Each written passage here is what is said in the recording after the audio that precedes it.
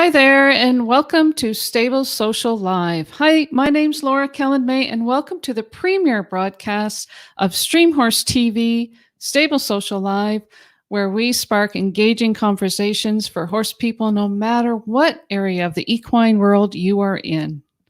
Before we go to our featured guest, Debbie Roberts Loucks, daughter of legendary horseperson Monty Roberts, let me tell you a little bit about what's happening during our first season of Stable Social Live.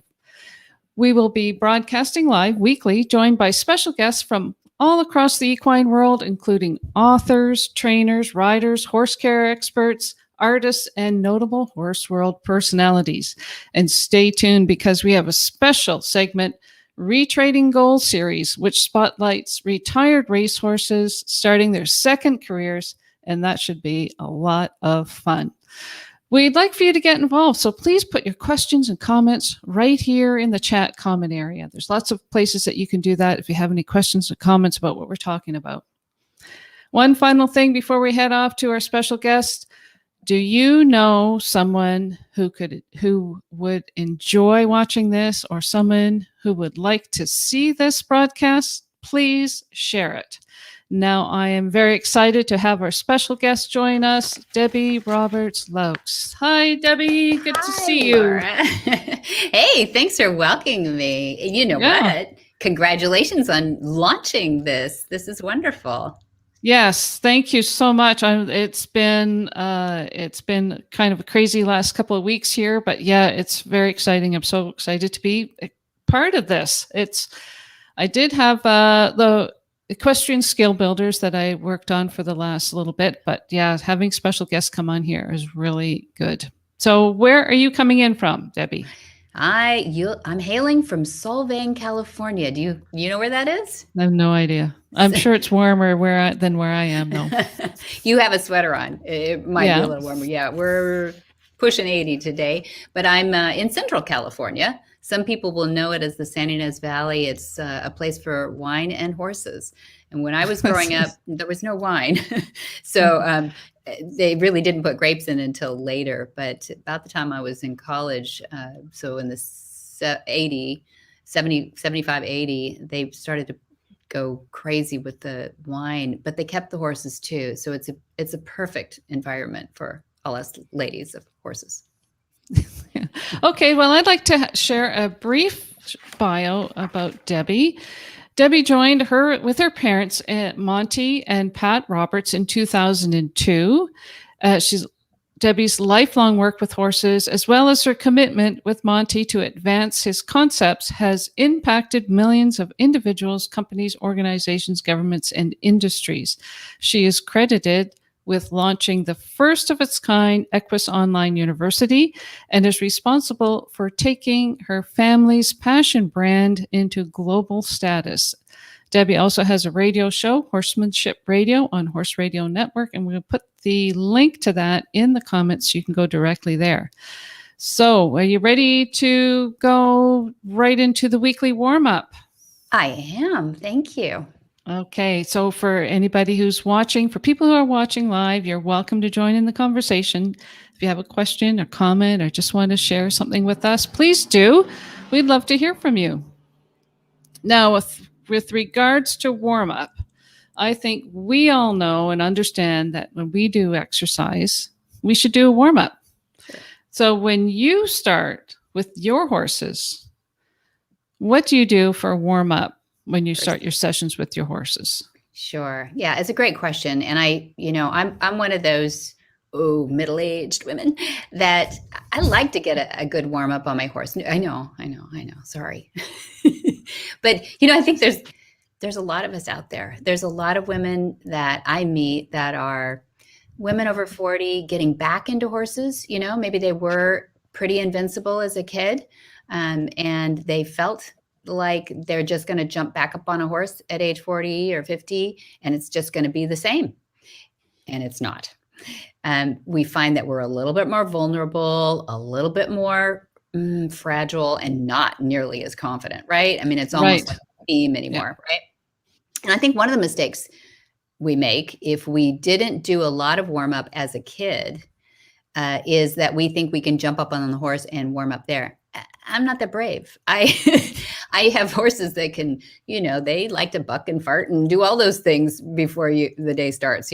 So I like to do a little warm up, saddled up in the around pen in a sand paddock or something like that. I let them get their wiggles out, is what I say. And so that's one thing. But they actually even can do harm if they're really, if they've been pent up or something, or it's Monday.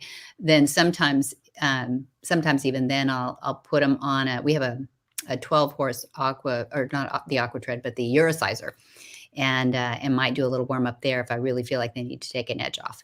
But just jumping into the warm up, a lot of it depends on what I'm going to be doing with the horse. And I'm sure that most people would say something like that. Like if you're a hunter jumper, if I pop over a cup, we have transition horses, and we can talk about that in a little bit, I hope. Yep. But, some of these horses are being taken from the track, the OTTBs, off the track thoroughbreds. And we might warm them up by just popping over a log or two, or a cavaletti. At first, they don't even know what that thing is on the ground. It could be a hose, and it's a little scary. So let's warm up with something like that too, where their mind is focused. And to me, I think for the discipline that they're going to be in now, a reiner, I would do a little bit more pivoting, and just add a walk, even just, your slower pace, just like you would do with your own muscles, and I'm not stretching yet, just warming. But I think one of the things that, Laura, that you and I we exchanged emails about were to engage the mind, to engage and get the horse a bit focused on their feet and on their job, for the day. That's one of the questions that I did have here. Why is it important to get your horse's body and their mind engaged? That's so often I see people get on their horse and they think, okay, let's go.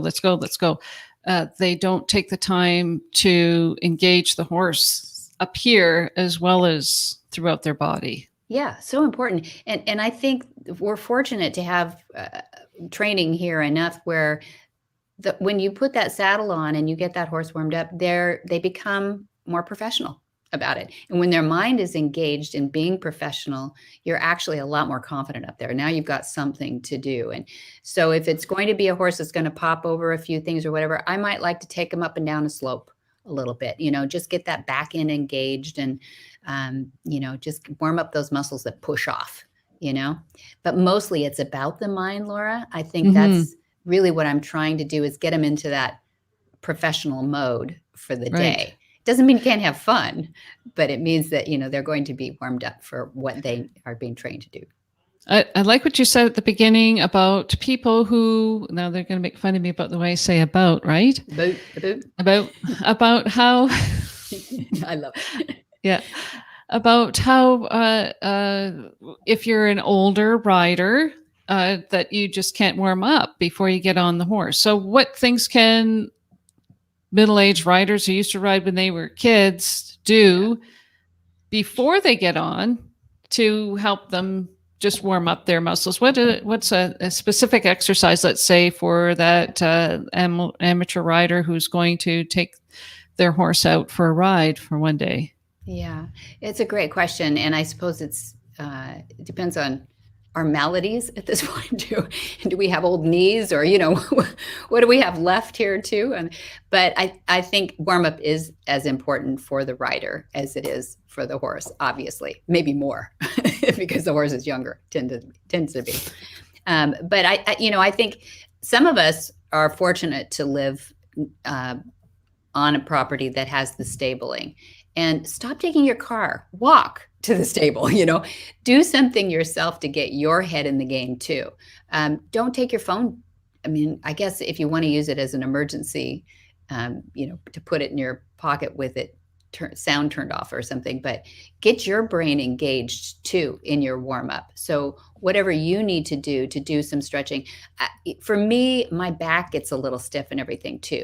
So I like to do some bends and things, but again, it's going to be centric to, my needs. But whatever you do for warm up, I'm a big believer in breathing. So my funny little warm up is diaphragmatic breathing. And I don't know if people even know what that is, but it's where you Well, push. Yeah, go ahead. I was going to say that's something that people who maybe have done yoga would maybe know, that you go with your tummy, push it out. Right. Is that right? Exactly right. I learned it in theater, in high Oh, school okay. when I first started learning to try to carry a note, in musicals and things. My teacher was a good singer. He was a good singer, and he taught me to breathe first. And Dad had always talked about breathing, but he was very purposeful about it as a coach, And yeah, and I suggest people do that if they really want to know how to deep breathe. You can go on YouTube these days, and learn about diaphragmatic breathing. But in a Western saddle, there's two things about a warm up with a Western saddle. One is you've got a horn there that you can breathe out to, your belly out. So what it's doing, for anybody who's not sure what we're talking about, is it's pulling by pushing your belly out when you breathe in, as opposed to lifting your chest up. Pushing that belly out, it pulls the organs down and allows those lungs to fill up. There's a diaphragm in there, which is a flat, big, picture a pie-shaped muscle that drags down and drags up. When you raise up, your lungs don't have much air in them. When you blow that belly out, it allows those lungs to fill up with air, and all that oxygen is really good for you anyway. The other part of my warm-up is lifting a Western saddle, which is pretty heavy. That's your upper body workout. Exactly. Yeah. So there is that too. Yeah.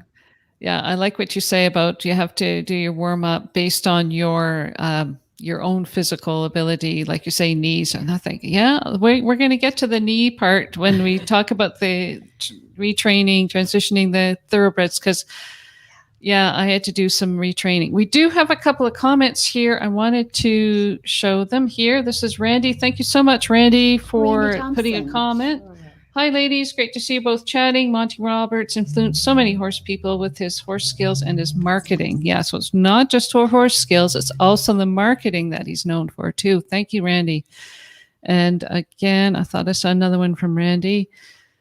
Randy also says, thank you again, Randy. I find that most riders or those working with horses may not know they can connect with the horse physically or mentally. These people also need to get warmed up. Yes. And Pierce the Heart. Thank you, Pierce the Heart. I think that might be Tom. Breath work is the best work. Yes. Thank you so much. Nice. That's really good. Very good. Thank you for the comments. All right. Well, thank you so much for that weekly warm up. Now let's get into the next segment, talking about you and how you brought Monty Roberts' brand to global success. I read some information that you sent, and it says, with touring put on hold due to the COVID-19 pandemic, Monty has spent time at home with his daughter and legacy strategist, Debbie Loucks. Now, I've never heard that term before. What's the story behind the legacy strategist? Well, basically, when you have a family business, everybody wears a lot of different hats, right, Laura? There's no real job description that comes with the job. And I had helped Dad in lots of different capacities, and the capacity that I wanted to pivot to was going into boardrooms and talking to, doing some fundraising and talking to important people who make decisions about nonprofit work. And the nonprofit work, in our case, started off with the school and helping people get educated in the concepts that were pretty new back in the day, back in 89 when the Queen called Dad over. For people who don't know this story, that's how a lot of this natural horsemanship grew out of, is in 1989 when the Queen, who's very horsey, sent her head equerry over from England to check out what Dad did differently to train horses, because he was so successful with the thoroughbreds. And that's what she owns a lot of, are thoroughbreds. She also rides fell ponies and has other horses too. And she names them all. She's lovely that way. She is truly horsey. For people who ever want to know, is it for real? It's for real. So the fun part of that was that she knew horses, and she knew that her head equerry knew horses, and that if there was any goofiness in this, thing that he Any talks about. trendy trickery or just kind of Exactly. trendy type stuff. What she Yeah. figured out was darned if he hadn't discovered, not invented, not coined or anything. He had Right. discovered what he saw in the Mustang herds as a kid in the Nevada desert.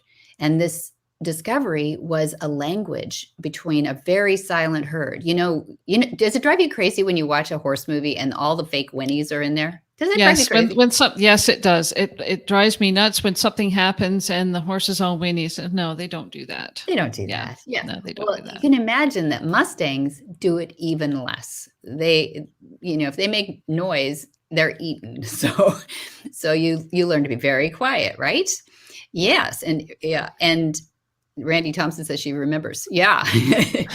They're super quiet. And that means that how do they communicate in the herd? How do they know to go find water? How do they know how does the matriarch discipline the extraporous teenage boys, in the herd and all these things? How does this all go on in utter silence, And it turns out there's a lot of body language involved in horses, between horses.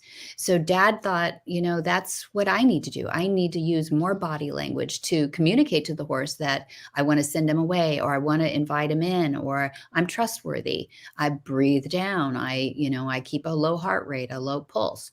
And most people, who are excellent, Laura, you included, with horses, tend to be pretty low key. They tend to be quiet around their horses. The ones that are Huron champions are often very quiet hands, quiet everything around their horses. Let their horses do the work that they love to do.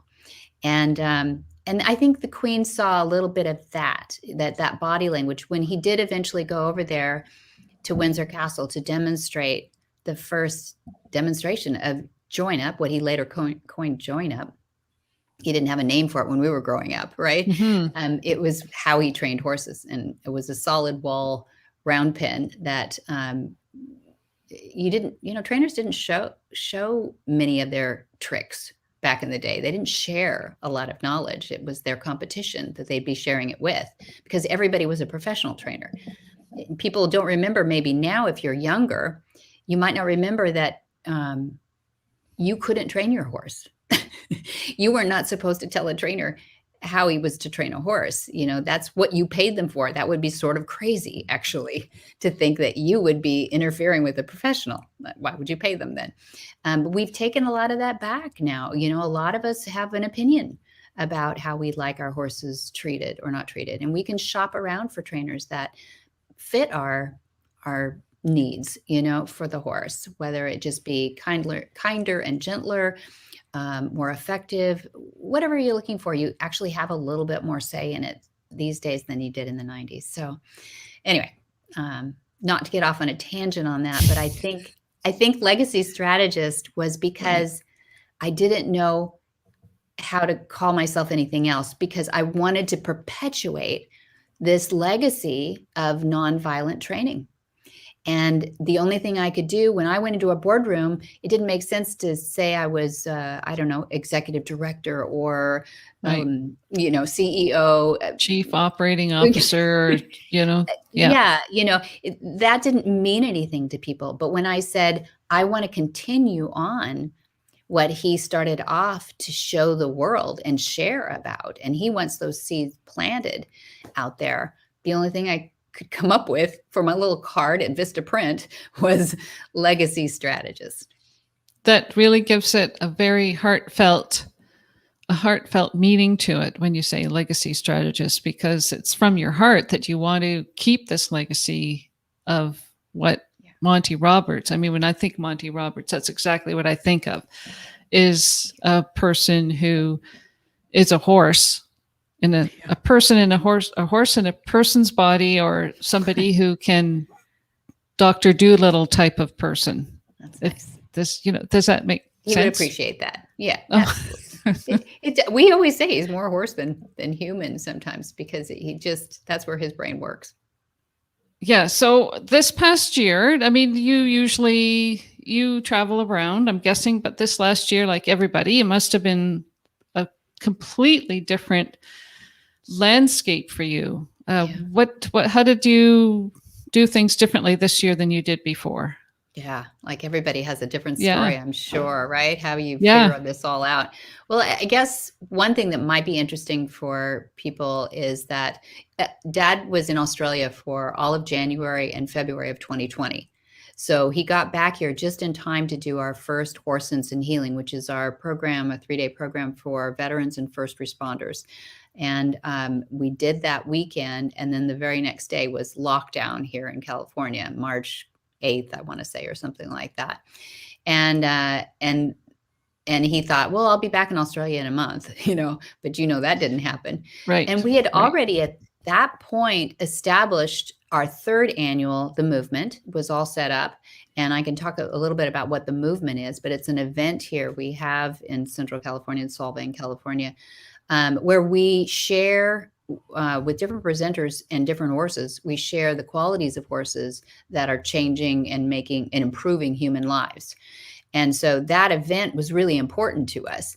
And our featured speaker with Dad this year, this 2020, was going to be Temple Grandin.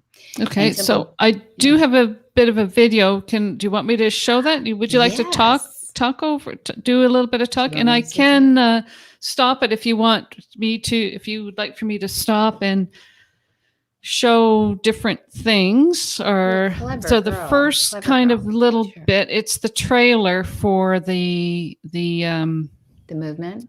The movement, and the first thing is the horse getting off the trailer. This is Dr. Siemens on my left of my screen, and Monty almost losing it right there. I was wondering, did he have gloves on? I don't think so. He has nice flat lines, which is good, and they're cushioned. But this horse, this was proving, if you want me to give a little description, Dr. Siemens is a veterinarian from Idaho, and he's brilliant, brilliant, brilliant. He comes across as a good old boy, but he's brilliant with equine behaviors as well as medicine. And so he's always trying to figure out how to help a horse, get past whatever medical issue he has. And I asked him to speak on equine vision and how different it is from us. And he did a great presentation with how long it takes. It takes 5 minutes, Laura, for a horse's eyes to go from light into dark. So people who go into an indoor arena and often wonder why the first jump is knocked down, or just other issues of acting up, going into an arena, or even going out. But it's the end of the arena that everybody's concerned about, and getting your score knocked down. And it's because we haven't necessarily allowed our horse enough time. I often, I think I remember studying it. I thought I heard 4 times. It takes 4 times as long for the horse's pupils to react to the light than it does for a human. So 5 minutes, that sounds interesting. I mean, and a lot of people, they don't. And same thing when they come from a dark stable out into the sunlight. And I remember having a horse that would, as soon as he stepped out, he would stand and he would wander. And I couldn't figure out why he would just plant himself coming out of the stable. And then I thought, oh, well, maybe it's because he can't see anything because his irises haven't shut down yet. But yeah. And loading in a trailer. So that was our demonstration right there in the yard.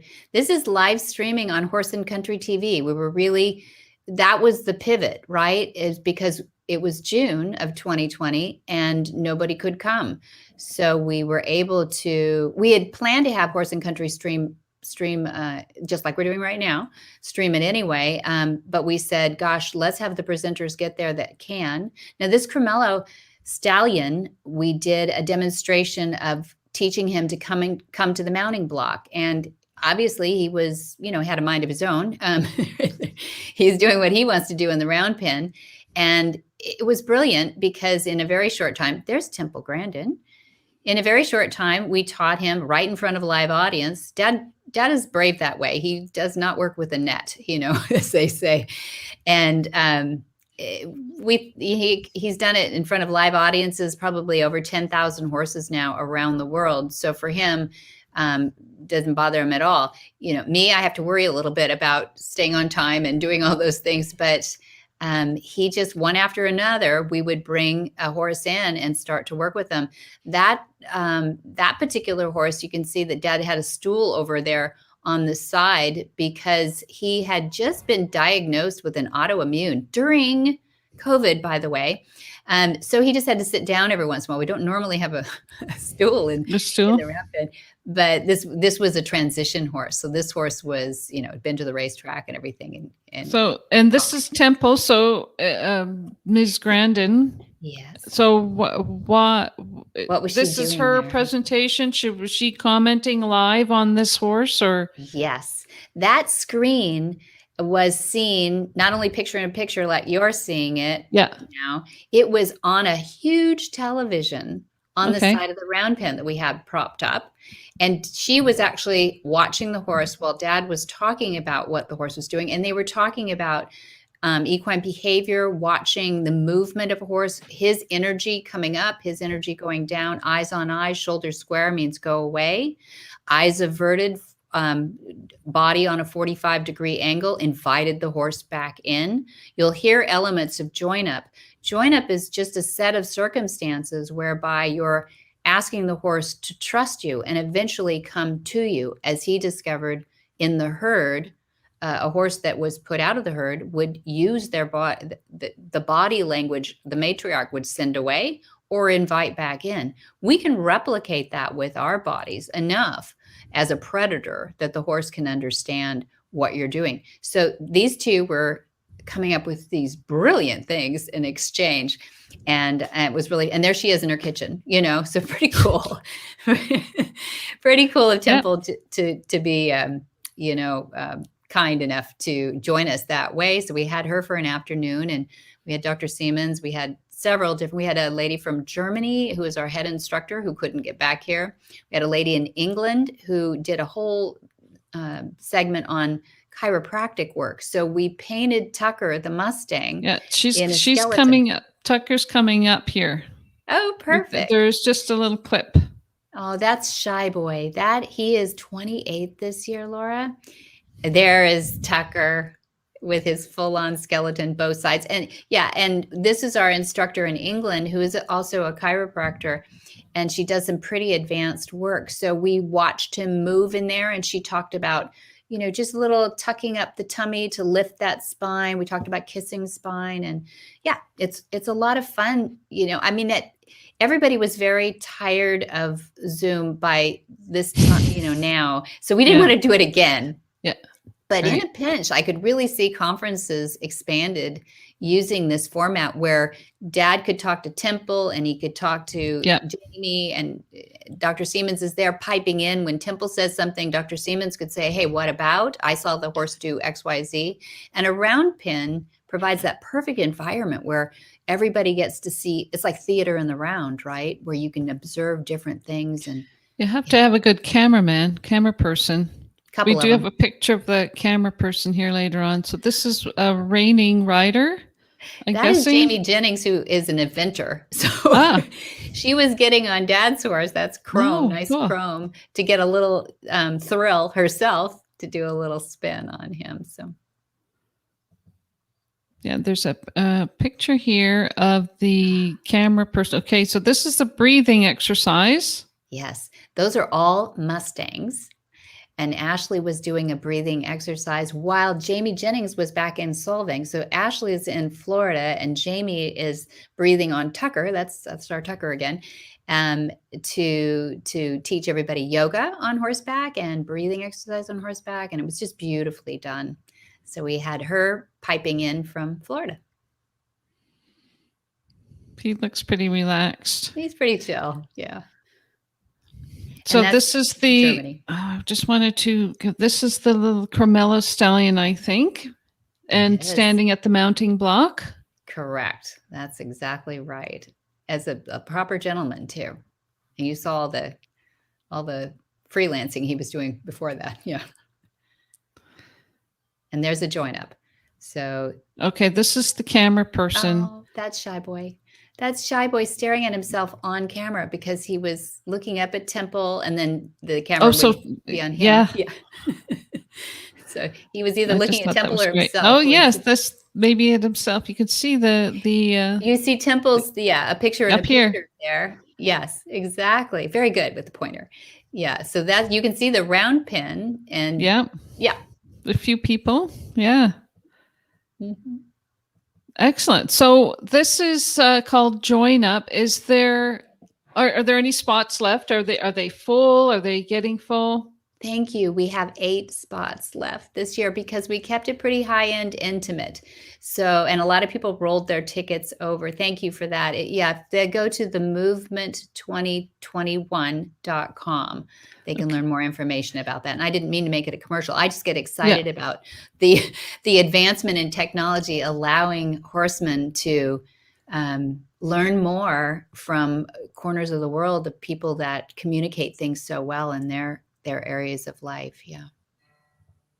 Excellent. Yeah, it sounds wonderful. It's well, I was thinking it would be absolutely amazing to be able to go in person, but still there's so much information there that still you can learn about. We put it up on Vimeo, so people for just a few dollars they can go there and see it again. So it's Yes, all this is the free. trailer, and yeah, that's right, exactly. Thank So you. with respect to branding, Mhm. what's your advice on branding and growing a brand? And is there one specific thing that you learned along the way that you could share about growing your business brand? If there's probably people here wanting to know, as well as secrets for Join Up and being a friend with your horse, but what's a simple branding thing that people could do with their business? Yeah, I think probably the mistake that we all make a little bit in the beginning is getting excited about all the things you can do with a brand, as opposed to getting really simple and getting your brand statement. Even if you want to call it a mission statement, you can, but most true to yourself, and then stick to that, and it emanates throughout the brand. Then when you've got that really, really right, it's just like a good nonprofit or a good corporate business. If they really are true to their message, the rest of the stuff falls into place. For us, Dad had always said violence is never the answer. And, when you start there and you draw a line in it, there's no excuses then. That is your brand. If you scribble outside those lines, you can say, well, there's exceptions when, no, then you're not true to your brand. The expanded statement that Dad always said is that violence is never the answer. No one of us was born with the right to say you must or I'll hurt you to any other being, human or animal. And so that's a pretty broad, draw a line in the sand, right? Mm-hmm. But his favorite thing, I think, to say these days, and this is where I like to brand him too, is that the good trainer can get a horse to do almost anything. And we all know the good trainers. But the great trainer can cause the horse to want to do it. And so that causing is another one of those words that people need to think about. So get your brand really, really right. That not the good trainer can make a horse do anything, but the great trainer can get him to do it. No, it's cause, because cause means that you've got a partnership. And everybody knows that you strive for a partnership where your horse wants to do what you have him doing. He's having fun doing it. And if he's not, maybe we put him in the wrong vocation. Maybe he needs to go jump over something instead of run and turn. Spin I don't or know, whatever. right? Yeah, exactly. Yeah. Exactly. So I think being true to that. Yeah. Getting back to the movement. Yeah. I'm not sure that we touched on the dates. What are the dates? Oh, thank you. Thank you. It's June 18, 19, and 20. So It's coming right up in about 3 weeks as we speak right now. This being, what are we, June 1 today? June 1. Yes. So it's June 18, 19. And it is a Friday, Saturday, Sunday. And here's the bad news for fathers. It's Father's Day on Sunday. So warning on that one. But you know what? There might be a lot of fathers who say, wow, it would be really peaceful and nice if my wife went to that thing. And she's been maybe they want to go. Exactly. Maybe Right? we get a few Why more not? men in this business, right? Right. That'd be great. Thanks to Why not? Yeah. The other thing was funny about our brand, just popped into my head too, is Dad is 100% colorblind. He's just really 100% colorblind. And growing up, that was a pretty cool thing for him, because he never had to worry about, matchy. My grandmother did all that for him, and he always wore the same clothes pretty much. And it turned out pretty well for filming and everything, because you always look like you're, it's the same day, right? Because you're in the same clothes. But when we got to saying what's the one thing, branding is all about picking out on a shelf that Crest toothpaste, because you recognize Crest is always in some sort of the right colors, the right font, the right everything. Right. Yeah. So be really true for those people who are really trying to brand themselves. Don't get goofy with your font and your colors. Go do the work to do your PMS and, colors and all that too. And it sounds fancy dancy, but it actually it's a mental thing for people to grab a hold of that feeling when you've got your brand message really down. Then you want to also get that recognition really down too, so that people go, yeah, that's that. I recognize like that. I recognize that. Yeah. Okay. I recognize that. Yeah. Exactly. Yeah. I know what you're talking about. Yeah. Is there anything you would have done differently? I think I would have gone to digital books faster. Okay. I hadn't thought about that before, but in the early 2000s, we really wanted to spread the message. We wanted people to learn, and we wanted them to learn that it's actually simpler than sometimes the industry likes to make things, and just get really simple, like draw a line in the sand at violence. And that means no yelling. That means we don't even like people slap the horse a lot. And it drives up the adrenaline. If you put markers on a horse, you'll find that it drives adrenaline. They'll get used to us. They're very generous that way, but we don't even like that. So to get that knowledge out there, we wrote our own textbook, and that's how it was one of the first big projects I did for Dad. We self-published in 2002, and I started to write all the contracts for all the other books out there so that we owned the digital. And it was really before people were owning digital, but they were self-publishing at that point. So you knew it was coming, right? Digital was going to happen. So there was that. And so if I'd done it differently, I would have grabbed up all the digital at that point, so that you can control it, because people will change, German translations, they'll change your poem.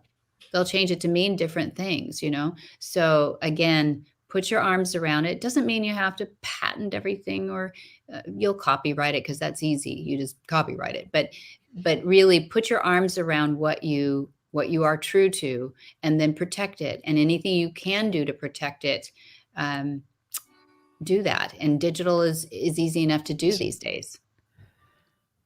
Great. Thank you so much. So I'd like to remind people that we're speaking with Debbie Roberts Loucks. And if you have any questions or comments for our guests, please feel free to put them in the comments. We'd love to hear from you. And now we're going to move on to our next segment, the Retired Racehorse Project, the Retraining Goals segment, spotlighting retired racehorses. And this segment is sponsored by the Retired Racehorse Project. That's fantastic. Yeah. Okay. So I want to tell you a little story about what happened to me this year. Well, my husband and I, we were in New Zealand last year, actually, for the winter. The winters here are kind of crazy. So we, bicycling, we cycled from the northern tip of New Zealand to the southern tip of New Zealand. And when we came, then we finished in March, and we came back. And it's like, as soon as we came back, boom, the COVID doors slammed shut, nobody allowed to go anywhere. So we kind of wanted to get home before they closed the borders. But in Ontario, where I was living, there's a racetrack called Woodbine Racetrack. And because of the government's restrictions and the stay-at-home orders, their racetrack was virtually closed. I don't know the specifics or the details of it, but there was a lot of thoroughbred racehorses for sale. And so, you hear people about getting COVID puppies and COVID kittens. Well, I hate to say it, I got a COVID horse. And I just wanted to share my COVID horse. And he was a great great guy. And his 16-hand dark bay, his name is Uncle Grumpy. No. And he was anything but grumpy. He was black. He was gorgeous. But when he first came, he was a handful full of beans. Scrape him off the ceiling. So my friend and I, Patrick, and who was going to be with us tonight but couldn't because his mare was falling out, he helped me with him because I'm old and he's not old. And we hacked him out. We very quietly exposed him to what we thought were different things, but maybe he'd seen them. We don't know because we didn't get too much of a history, but he had raced like the month previous.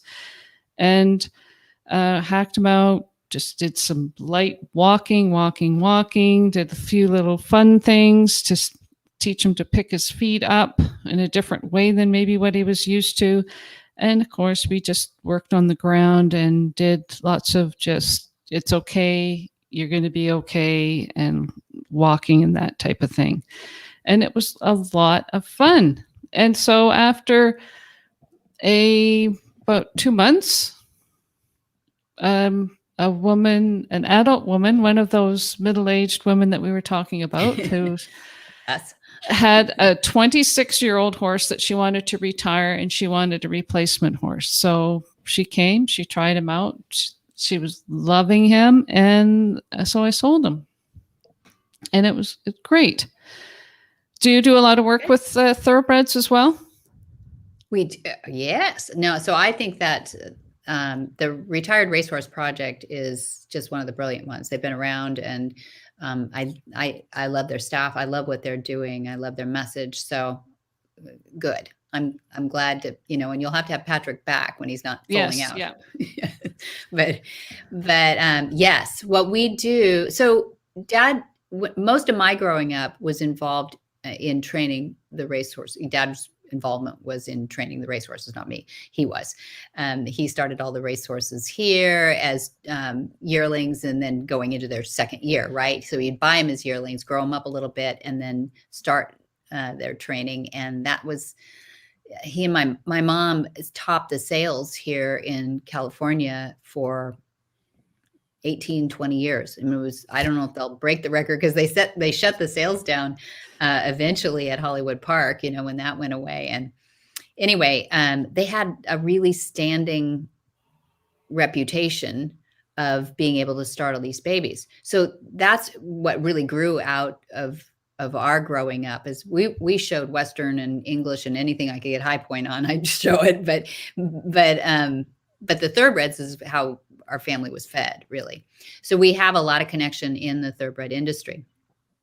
And it made sense that when what we were doing here at the school, the Monty Roberts International Learning Center, is the school where we started teaching the join up and getting instructors certified. And that was the interest when he went on tour. But what we ended up doing was calling up a lot of these rescues and places, because funny enough, people who had championship horses didn't want us experimenting and learning on their horses. They wouldn't let us play with their horses in order to teach join up. So we went to the rescues and said, can we work with some of these horses that are healthy and put some training on them and then give them back and help you find them to be more adoptable? And they said, Yahoo. So we did about 25 a year or so for years, Laura. I mean, I'm slow on the uptake. We did this for years without thinking we're actually kind of doing that. We're actually transitioning horses to new vocations, but we're not the adoption partner. So this wonderful initiative happened, a really cool group of people, Christy Counts, Christy Cappert. They put this thing called the Right Horse Initiative together. And they said, golly, it used to be that you always went to a breeder to get a dog, Right. And nobody wants to say that anymore. They all want to say, oh, no, this is my rescue dog, right? Why can't we do that for horses? the way people have done that for dogs. And I thought, that is brilliant. So what they were really doing, though, because horses are different than dogs, you're not going to put them in the living room. So there was a network that needed to be set up, right? You really needed to have a network so that that reiner that some 12-year-old kid needs in Florida, because he's ready for his next level. And back in California, there's a horse that is ready to retire at 12 or something. He's still got life ahead of him and can be a good teacher, but he's not going to be going and blowing with a professional anymore.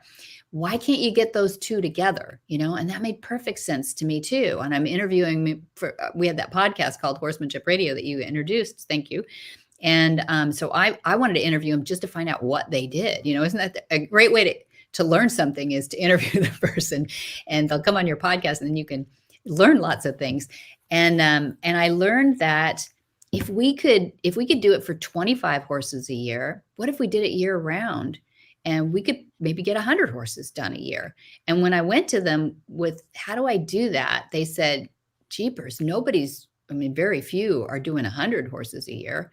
And I said, given our circumstances, I think we could, And so we worked on it with them for a couple of years, getting our ducks in a row, and launched it in 2020 in October on live streaming TV to Horse and Country again.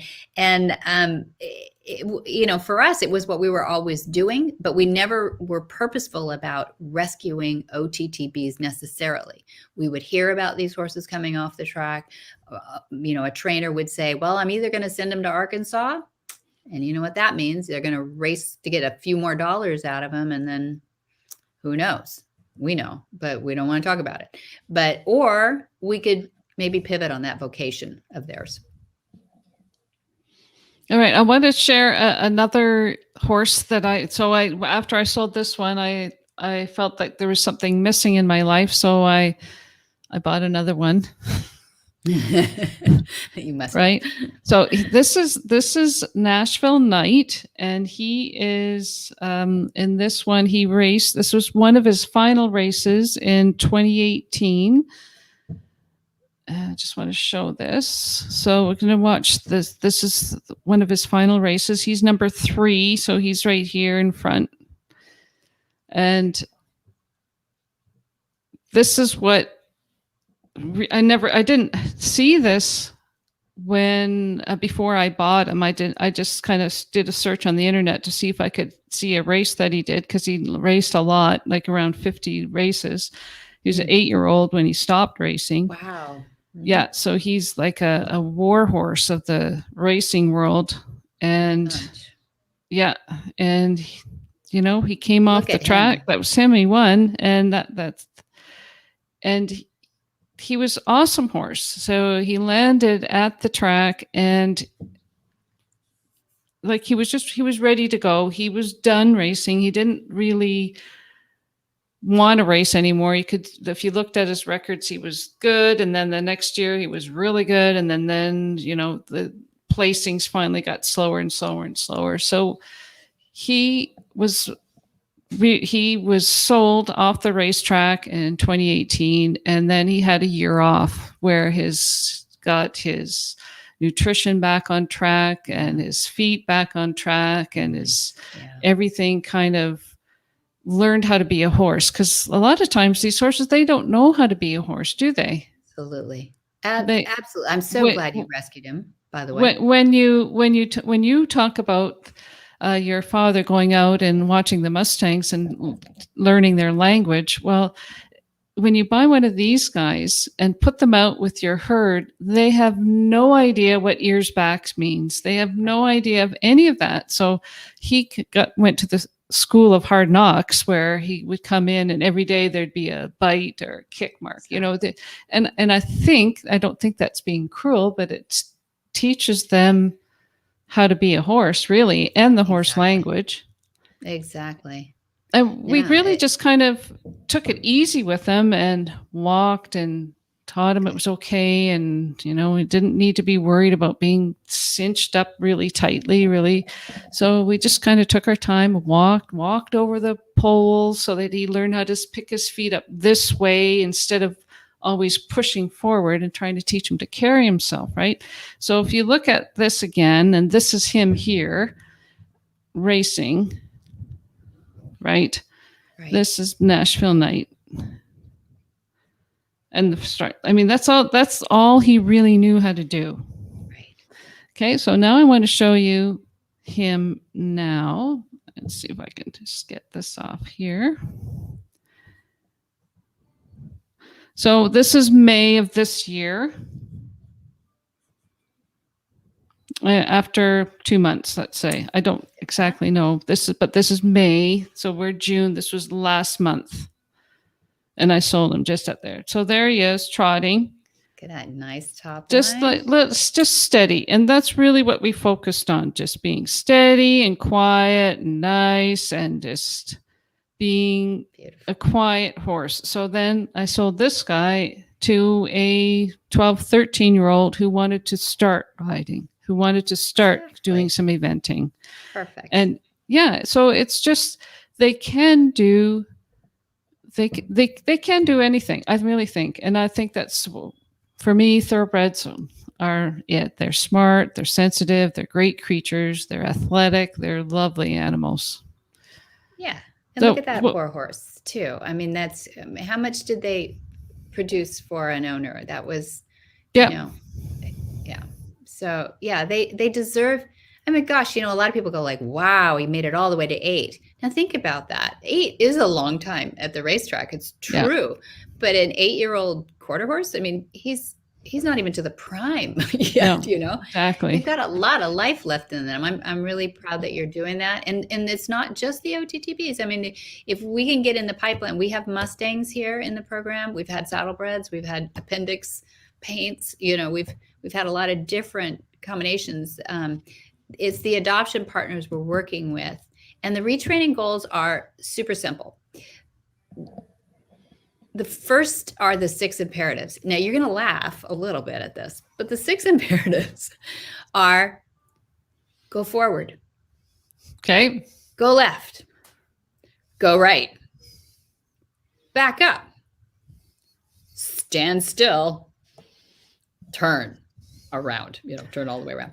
Yeah. I mean, do you know how many thoroughbreds can do all that when they come right off the track first week? None. None. So it's funny you say stand still. And actually, when you talked about that Carmela stallion about not standing at the mounting block, yeah, we talked about being an older person. I'm an older person with bad knees, so getting a thoroughbred to stand at the mounting block was one thing that we really had to work on. And it, took me a week. Maybe I'm not Monty Roberts who can get it done in, A week is fast. It's yeah, good. Oh, good. It's all good. But a week and a handful of treats in my pocket. But yeah, it works. It works for me. Yeah. Yeah. So well, Joanne Pierce says, what a blessing for him. Yes. Thank you so much. Exactly. Joanne. She's right. She's right. That horse now has another life, and it'll be a happy life. And that's why we love this transition horse program, and we love networking with these other people, because it gets horses in the right, not just languishing. I mean, sanctuary is wonderful if people are willing to pay for their horse for the rest of their lives, but not too many owners are. Unfortunate truth of it. But also, finding the right vocation too. So putting them through a training program, that's what we strive to be, is that program that can identify their strengths and their weaknesses and their personalities. It's exactly what you're talking about. We have these 2 grays out here in the front pasture who are about the same age. They're both 5 and off the track thoroughbreds. They both have done their time, and they play lip tag all day long. And it's like they never knew how to play lip tag before, and it's really cute. And then they we've come got in with the big marks on the side of their heads, right? Yeah, they do. Yeah. But it's nothing harmful. And it's funny you should mention not knowing how to be a horse. We did our horse sense and healing this last weekend for the veterans and first responders. And we had just received last week, at the end of the week, 2 big bays off the racetrack. Surprise, surprise. Both about 16 hands. They look like a little pair, and we put them in the sand paddock. And then we had the other 3 geldings out in the pasture. They're all geldings, of course. But they had been living in the pasture together for a while, a month or so. And this was the releasing of, so they were over the fence out of the sand paddock for a couple of days. And we said to the to the participants do you want to see horses, kind of meeting each other not just over the fence, but release them into the pasture? And everybody said, yes, of course, that sounds exciting. Well, it's a mess, actually. It's kind of a mess because when we let them out. At least they were geldings and not mares. Oh, well, that's true. That would have been a different story. We probably wouldn't have shown that. And kicking, yeah. But they had been over the fence for 2 days, so we figured they were going to be okay with each other and their geldings. You're right. So we opened up the sand paddock and released the two and shushed them out, of course, because they weren't sure what to do. So shushed them out. And the first thing they did was run across the grass. Now most of the time they're walking on DG, maybe, they're not going to be in deep anything that has, unless it's a racetrack. But I mean, it's not unlevel with grass and slick. Both of them fell down at one point or another in the first 10 minutes, because they'd probably never even run out on grass since they were a yearling, Yep. It's tough to see at first, but it's actually so gratifying, Laura, to see these horses just get to be horses. So I'm so happy that you're doing that for people. And I hope that people will be inspired to even adopt one or foster one. If you feel like you can't adopt it, you can foster too and help a rescue, who's trying to get that horse fed and used to just a life being a horse again. Being a horse and not just human, but actually be out with the herd. So that's exactly what we do, was put them over a fence for a couple of days and then put them out with the herd. And man, they learn really quickly what ears back means and how not to go sniffing up behind the rear end of another one. But once exactly. And that's it. Yeah. Yeah, we haven't had any of them hurt or anything because we do take our time to do it. So you have to know what you're doing a little bit. Exactly. On that watch them, but it was exciting. So So we're going to move on to our final segment here, Debbie, if that's okay by you.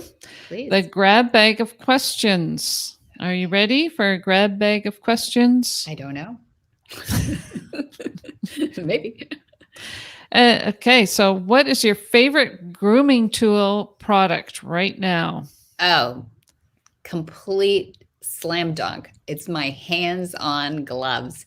That is, they're an all-in-one. You put the glove on and they've got these little nubbies on them. When I was writing this question, I said, okay, I'm going to answer this question, and mine's going to be my grooming glove. There you go. But I got mine at the dollar store. It's mesh on one side and it's got the little nubbies on this side. It's for grooming dogs. But I love it. Groom dogs with these too. So it's same idea. I mean, we do the Mustangs in the chutes, because they're so afraid to have human hands on them, right?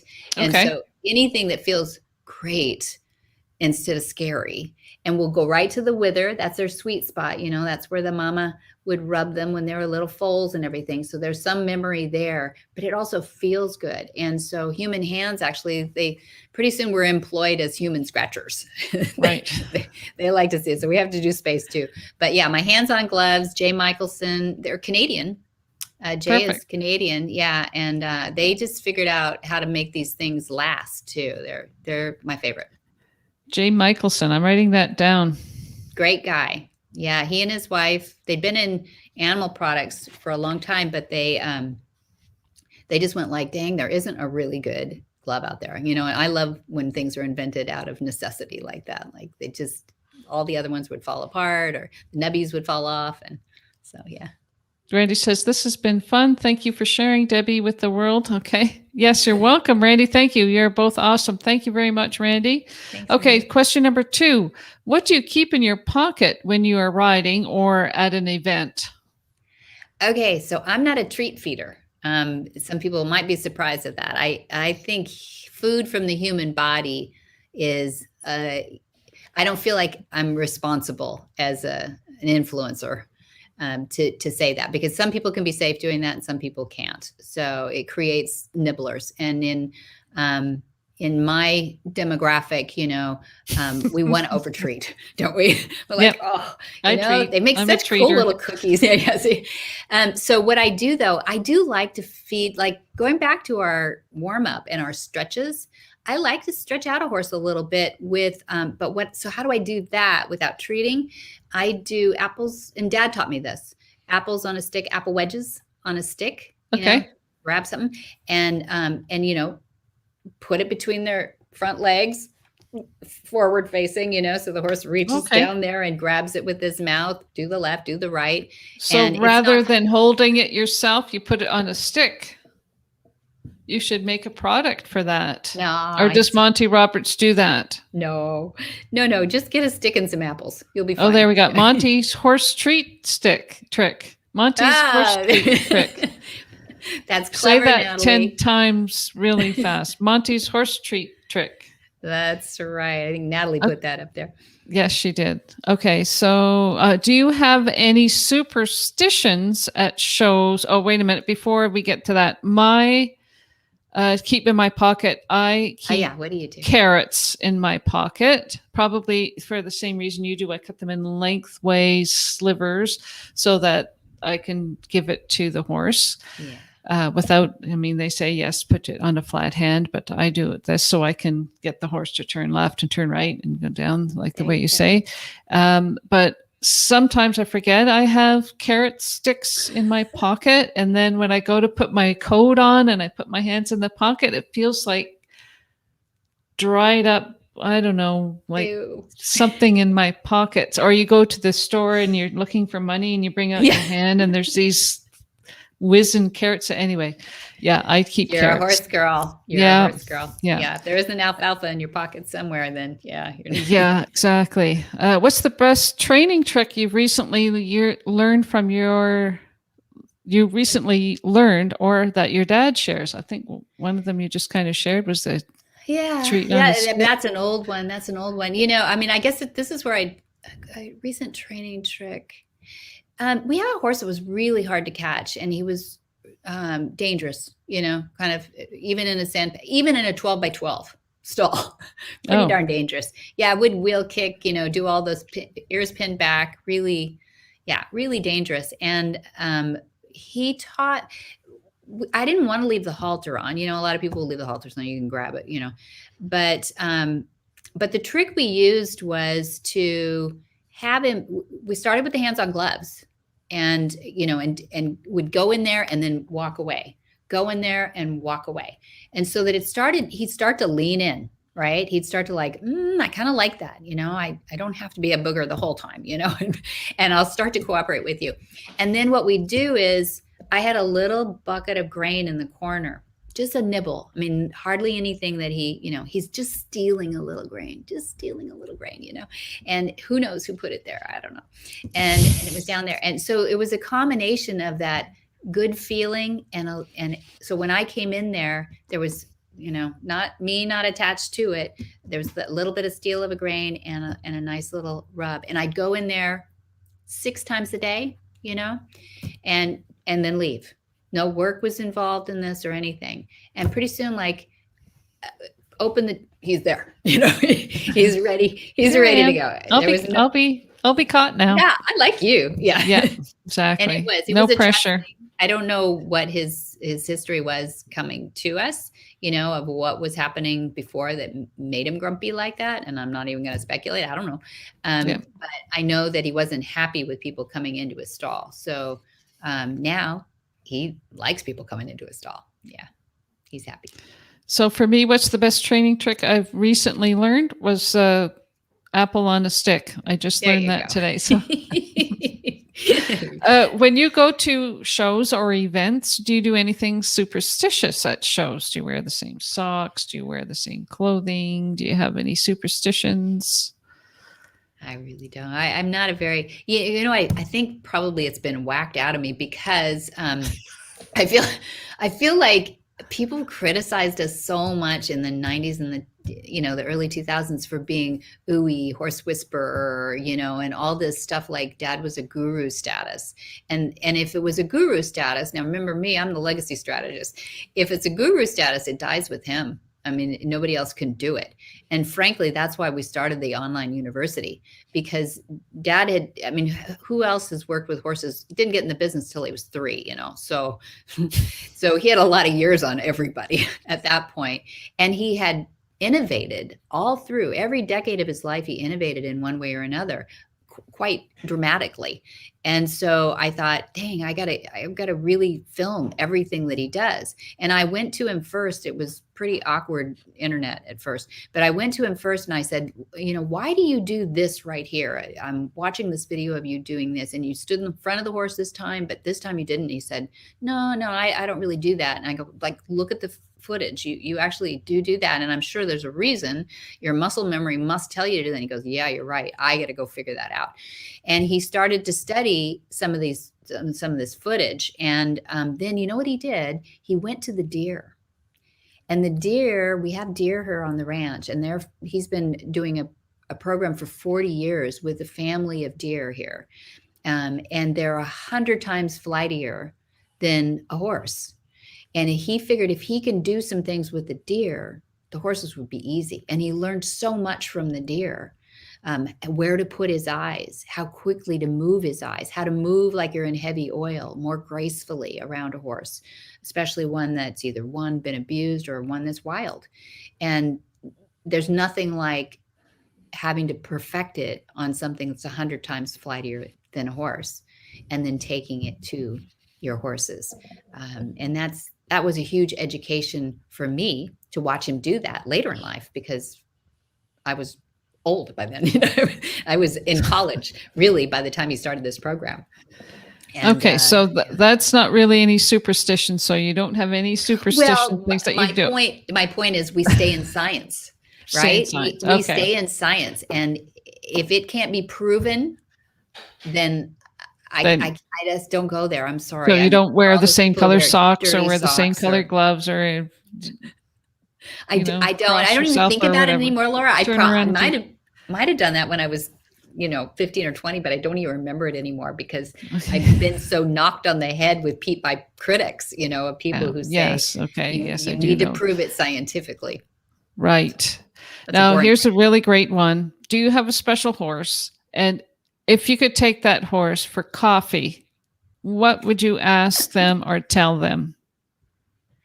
What would I ask them or tell them? Natalie, who's helping us here in the background. Hi, Natalie. Loves me to tell the goat story, and I think that is my special. It's sort of my hard horse a little bit, not really, but my first experience like that, and the reason it is because her mother died shortly after childbirth, after foaling, and the dad said, "Do you want to keep this little foal? I can go find a nurse mare for her, I think, but I'm not sure, or I don't know if she's going to make it." And he said, "What we could do is get you a goat, and I'll build a rack for you, and you can put the goat up in the rack." And little did I know how hard that was going to be, because the goat, goat in the rack for what? So what do you mean? Foal would nurse the goat. Oh, okay. So you had raised the goat up so the foal could nurse from the goat. Okay. Exactly. And two things happen. One, she drinks more milk as she gets bigger. And two, she gets bigger. So the rack had to be rebuilt, and I had to get second goat. And it took me a long time to eat goat cheese or even smell a goat after that, because I was in the 4th grade at that point, so I'm pretty little. And I think if I took her to coffee today, it would be so cool to talk about those old times, And I don't know what I'd ask her, but I'd ask her probably how much she liked goats too. She was pretty frustrated with those goats too, I think. Okay, that's great. Well, I think we are over our time, Debbie, but naturally you knew that was going to happen with all the questions we had here. I want to thank you so much for joining me today on our first live broadcast from StreamHorseTV, the Stable Social Live.